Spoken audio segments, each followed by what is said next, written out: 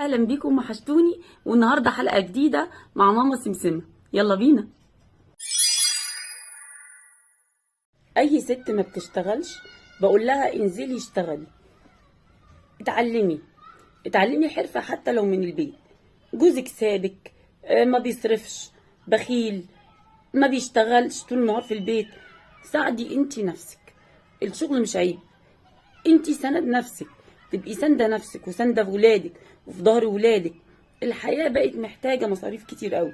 ما تقوليش اصل ما بعرفش. دلوقتي تقدري تتعلمي من اقرب مكان ليك. يعني مثلا اقول لك الطبخ هتتعلمي في البيت، عندك فيديوهات كتير من النت وتقلبي وتبحثي وتدوري وتتعلمي. عندك مثلا الخياطة، دلوقتي بقت مشروع جميل جدا ومربح جدا انك تتعلمي الخياطة. حتى لو جبتي مكنه في الاول ان انت مثلا تضيقي حاجه، تتني حاجه، تساعدي في اي حاجه. ولو دورتي هتلاقي شغل كتير مش محتاج منك حتى مجهود، لكن محتاج النيه والصبر. ولازم تكوني وسط ده كله سند لنفسك، تحافظي على صحتك، تحافظي على نفسك، تخلي مظهرك كمان كويس. يبقى سندك لنفسك ما يخليكيش تحت رحمة حد، ما يخليكيش تستني حد، تستني تاخدي اوامر من حد. يبقى سندك لنفسك هو رقم واحد في حياتك.